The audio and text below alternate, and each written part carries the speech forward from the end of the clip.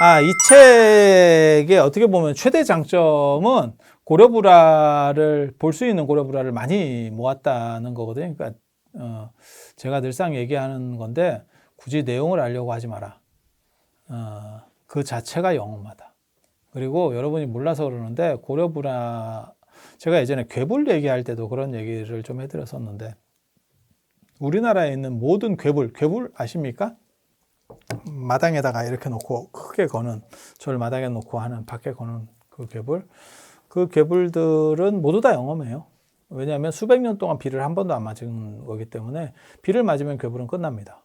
그리고 너무 크기 때문에 저게 비 올 때 걷어도 이미 날아가요. 그래서 비 한 번도 안 맞았다는 거고, 그러니까 영험하지 않으면 수백 년 동안 살아남을 수 없어요. 그 괴불이 참 재밌는 게 신도가 얼마나 많았어요. 마당에 신도가 지금 법당에서 못 들어온다는 얘기잖아요. 굉장히 재밌죠. 그래서 그게 조선 후기를 반영하는 아주 지표거든요. 그리고 그렇다 보니까 정부의 삥을 뜯기면서도 그때 이제 건물들을 대부분 다 지을 수 있었던 거죠. 그리고 고려불화도 마찬가지예요. 고려불화도 지금 남아있는 거는 다 나름 영험한 겁니다. 그리고 한 가지 재밌는 얘기를 해드리면 이게 대부분 일본에 많이 가 있는데 일본 사람들이 이제 왜구나 이런 거 고려 말에 이제 왜구 침략이 많았었잖아요. 기후가 이제 조금 안 좋아지면 섬 사람들이 튀어나와요. 걔네는 이제 먹고 살기가 상대적으로 한계가 있기 때문에 내륙 쪽은 중국이나 이런 데는 기후가 안 좋아도 다른 쪽에서 물류를 유통할 수 있는데 섬은 이게 폐쇄적이어서 방법이 없어요. 그러니까 나와야 돼. 일본 사람들이 이제 뭐 훔쳐갔다 뭐 이런 얘기들을 하는데 사실은 그렇게라도 가져가 준 게 나름 고마운 점도 있어요. 왜냐하면 한국은 우리나라의 전통 문화는 불화만 그런 게 아니고 불상도 그렇고 다 마찬가지예요. 너무 낡으면 새로 조성하고 앞에 거는 소각하도록 되어 있습니다. 소각하도록 되어 있어요. 이건 굉장히 재밌는 문화예요. 굉장히 재밌는 문화예요. 그게 존중해 주는 거예요. 그리고 그거를 우리가 최근에도 배웠어. 그게 어디서 나오는 거냐면 태극기는 빨아 쓰지 말고 태극기가 낡으면 불에 태워라. 저 어렸을 때 그렇게 교육을 받았거든요. 그리고 가사도 요즘 가사를 스님들이 빨아 쓰는 분들을 제가 봤는데 제가 깜짝 놀랐거든요. 저는 가사도 이거는 오래 해서 낡으면 태워라라고 배웠어요. 그리고 그런 게 실제로 의식문에 조선시대 의식문에 있어요. 그런 걸 태우는 의식문 자체가. 불상 같은 경우는 이제 낡으면 개금을 하기 때문에 큰 문제가 없는데 상대적으로 적은데 불화 같은 경우는 낡으면 옛날에는 그걸 이제 뭐 보존 처리를 한다는 등 뭐 이렇게 불가능하니까 똑같이 모사하고 아니면 새로 조성을 하고 이제 태우는 거예요. 그게 우리 전통 문화입니다. 중국은 우리보다 더 심해요. 그게 이제 장원원의 역대명화기에 보면 측천모호 당시에 뭐가 있냐면 위진남북조 시대 때 아주 역작들이 있어요. 뭐 그래서 육탄미, 고계지, 그 다음에 누구야? 장승용, 뭐 이런 사람들의 그림들이 많거든요. 그런데 그런 것들을 문화재는 모두 상향하기 나름이에요. 상향하기 마련이에요. 그러니까 그러니까 최고 권력자에게 쫙 올라가는 거죠. 왜 그러냐면 그게 뇌물로 쓰이기 때문에 그렇거든요. 그래서 문화재는 상향한다라는 게 있어요. 그러니까 내가 만약에 최고 권력자면 내가 불교를 좋아해. 그러면 나한테 누가 뭐 부탁을 하려고 그러는데 나한테 돈을 주는 거예요. 그래서 이것 좀 들어주시면 안 되겠어요? 그러면서 1억 이런 걸 주는 거야. 야, 너 뭐 장난해? 야, 내가 만수로 플러스 내가 황제야. 근데 오따 씨, 뭐 껌값이야? 이렇게 되는 거야. 그럼 저 사람이 돈을 오만 걸 다 모아가지고 100억을 만들었어. 그리고 무진장 끌어모은 거예요. 그래도 야, 뭐 장난해? 이렇게 되는 거예요. 그런데 예를 들어서 내가 불교를 굉장히 좋아해. 그러면 이게 통일신라 시대 때 불상 유일본입니다. 딱 이렇게 주면 그래? 이건 값으로 따질 수 있는 게 아니야. 이해가 되시죠? 그렇게 가는 거예요. 그래서 제가 이제 조선시대와 관련해서 가장 이제 불교 유물이 많이 있다라고 하는 데가 효령대군 무덤하고 세조 무덤. 광릉 이런 데 열면 진짜 한국 불교사를 다시 쓸 만한 정도의 유물이 나올 것이다. 왜? 그분들은 굉장히 좋아해서 전부 다 그쪽으로 몰렸을 거고 그 다음 분이 이제 그걸 계속 좋아했으면 좀 놔뒀을 건데 뭐 그렇게 좋아하지 않거든요. 그러면 아버님 돌아가셨을 때 다 그냥 묻어줘 버리는 거죠. 아버지 가지고 가시죠. 이러면서 그래서 그 열기만 하면 나중에 생각 있으면 한번 이렇게 돼서 이렇게 좀 해봐. 뭔가 있을 거야. 근데 그게 다 회각이 있어가지고 거의 시멘트처럼 단단해요. 그래서 예전에 그 오르페스가 남영군 무덤, 대원군 무덤 도굴 하려고 했을 때 그게 이제 불가능했었던 게 뭐냐면 거의 시멘트처럼 석회가 이제 생석회가 굳어버리는 거죠. 그래서 보통 사람 조선왕릉 도굴하기 어렵습니다. 이미 도굴된 게 아니에요? 조선왕릉은 도굴이 안 됐죠. 그 앞에 거는 다 도굴이 이제 많이 됐고, 조선은 왕조가 살아 있었으니까 그걸 도굴할 수가 없죠. 그리고 지금은 도굴 자체가 이제 불가능하다라고 보시면 되죠. 왜냐하면 유네스코 문화유산으로 왕릉이 들어갔기 때문에. 보통 이제 세조가 여기 상원사에도 문수동자상에 사리 모시고 뭐 이런 얘기들이 있는데 저는 그런 사리도 굉장히 고급이라고 보거든요. 왜냐하면 그 당시에 구할 수 있는 사리가 아니고 삼국시대부터 절들이 그 유수한 절들이 다 무너져 내려가면서 최고 A급 작은 것들은 전부 권력층한테 넘어가는 거예요. 네. 아니 그렇지 않을까? 내가 권력자고 내가 수양대군이야. 근데 나 불교 진짜 좋아하거든.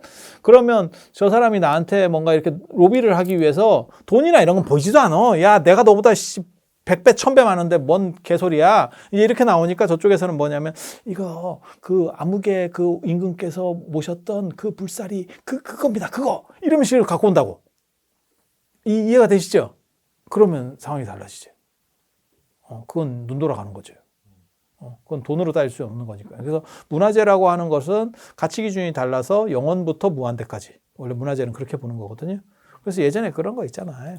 신안 앞바다에서 그 청계천 나올 때 그런 거 이제 사건들 터지는 거 보면 문화재는 그 관계 없어. 그러니까 돈으로 따지는 게 아니에요. 저 사람이 10원이든 100원이든 매매가 되면 경기 끝입니다. 그러니까 그게 원래는 1억짜리인데 이 사람이 잘 몰라가지고 나한테 판 거야. 뭐 예를 들어 뭐 벼룩시장 갔대. 유럽의 벼룩시장에 갔더니 지금 뭐 렘브란트 그림이 뭐 나왔다더라. 뭐 이런 얘기들도 있는데 그럼 그게 원래는 뭐 몇 억짜리인데 나한테 100만 원 받고 팔았어. 그건 끝입니다. 왜? 문화재는 아파트나 이런 것처럼 정해진 가격이 있는 게 아니고 영원부터 무한대까지. 네. 상황에 따라 달라지니까. 그러니까 훈민정음 해례 1조 원 이래도 할 말이 없는 거예요. 1조라고 하면 1조인 거지. 저 어쩔 거야. 1조에 팔 거야. 이러면 방법이 없어. 유일본인데 뭐. 유일본인데. 그렇게 나오는 거죠. 그건 하나밖에 없는 거니까. 뭐 방법이 없는 거야. 물론 저 뭐 간송에 그거 하나 더 있잖아요. 그래서. 자, 그래서 이러한 불화들도 중국은 그 측천무 그 이야기 보면 진짜 재밌어. 왜 그렇게 행동을 하는지 모르겠는데 그래서 고계지나 뭐 장승효나 이런 사람들 육탄미 이런 사람들의 그림을 대놓고 그리게 한대. 그 당시 최고 화가들한테. 그러니까 몇백 년이 지나니까 그림이 삭은 거예요.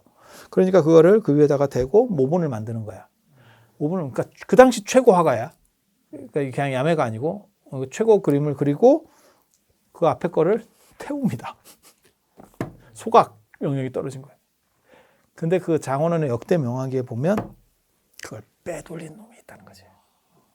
그래서 지금 그게 원본이냐 아니냐 가지고 계속 왜냐하면 측천무 때 새로 그렸어도 지금 입장에서는 그게 측천무 시대가 600년 되거든요. 600년, 700년 이때인데 그럼 1300년이 됐잖아요. 1300년이나 1500년이나 1600년이나 구분을 못해요. 지금 입장에서는. 그러니까 이게 그 당시 모작이냐? 안 그러면 진짜냐? 그러니까 이게 조금 관점이 다른 게 우리가 생각할 때는 그걸 똑같이 아무리 똑같이 베껴도 현대 기술로도 그게 똑같이 안 되는 건데 그때 특히 이게 붓이라는 건 더 안 돼요. 붓은 전후좌우만 움직이는 게 아니라 상하가 움직이는 이 필기구 중에서 최강입니다. 쓰기가 어려운 게 최강이야. 그런데 이걸로 한 거를 어떻게 똑같이 그려? 대원군이 난을 쳤는데 그 다음날 똑같은 거 하나 더 해주세요. 야, 씨, 뭐 장난해? 이게 한 번 이렇게 한 거를 똑같은 힘으로 준다는 거는 이건 내가 해도 안 돼. 아도르노나 뭐 이런 사람들이 하는 이제 아우라론이거든요. 진품의 아우라라고 하는 아우라가 있는 게 진품이 아니냐. 근데 이제 그것도 이제 나중에는 이제 다 이제 그거 되죠. 이제 사진 예술이 나오면서 진품을 한 개를 어디까지 넣을 수 있느냐. 사진 예술이 요즘 사진 가지고도 값이 엄청나게 올라가요. 그런데 그게 JPG 파일 하나가 쉽게 말해서 뭐 50억이야. 야, 그거 네이버에서 다운받으면 되는데. 그거나 이거나 뭐가 틀려? 화소 차이가 있어. 그게 그거 아니요? 조금 차이는 있겠지. 근데 이거는 하나는 무료잖아. 그걸 내가 왜 50억에 사야 되지? 근데 거기다가 넘버를 박는 데잖아. 파일에다가. 그게 큰 의미가 있을까? 그전에는 그게 없었어. 예술 복제 시대가 되기 전에는 그게 없었어. 왜냐하면 아무리 똑같이 따라 그려도 차이가 있죠. 예, 아무리 기술이 좋은 사람이 했어도 그건 차이가 있죠. 그렇게 해서 중국만 이랬던 게 아니고요. 우리나라 어진도 그렇게 했어요. 어진, 그러니까 어진이 뭐냐면 이걸 알아두셔야 되는 게 되게 재밌는 게 불교에서는 그림을 놓고 제사를 지내고 그게 진영이라고 하는 겁니다. 그림을 놓고 제사를 지내고 그러니까 내가 내 아버지 제사를 지낼 때 그림을 쓰는 거예요. 유교에서는 위패를 놓고 제사를 지내요. 유교에서는 뭐라고 얘기했냐면 아무리 비슷하게 그려도 그게 네 아버지냐? 다른 거 아니야? 차이가 있을 거면 차라리 이름을 쓰는 게 더 깨끗하지 않냐? 그게 위패 문화예요. 그 논쟁이 조선 초에 있었어. 유불이 교체될 때 있었어. 그래서 지금도 오늘날도 절에서 제사를 지낼 때는 큰 스님 사진, 이 그림이 나옵니다. 그걸 그렇게 해서 그 그림만 모셔놓은 데를 진영각이라 그래요. 그걸 진영이라고 하고. 진짜 진영이라고 하는 게 진짜 그림자. 응? 그렇게. 그런데 희한하게도 유교 시절인데도 불구하고 임금은 둘을 다 동시에 썼어. 그래서 임금 어진이 남아있는 거예요. 임금 어진이 남아있는 거예요. 그런데 그게 예를 들어서 제사 지내고 몇백 년이 흘러가면 한 1,200년 흘러가면 이게 삭겠지.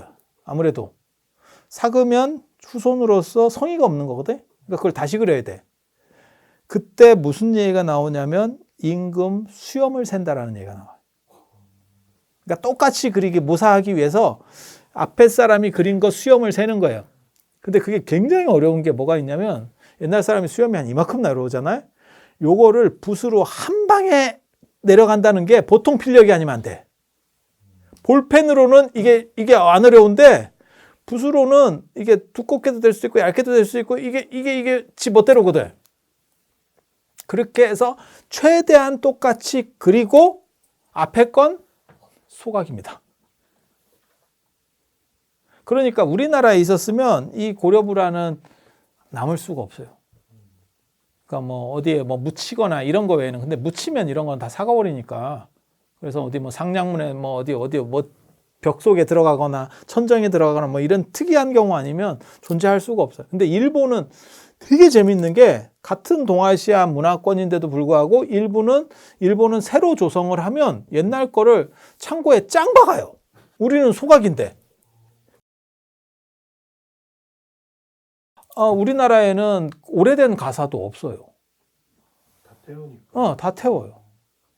그럼 무슨 얘기 하냐면 순천 서남사의 대각국사 의천 가사가 있고 뭐 통도사의 자장률사 가사가 있고 몇백 년 지날 때마다 똑같이 만든다고 만들고 앞에 걸 소각했어요.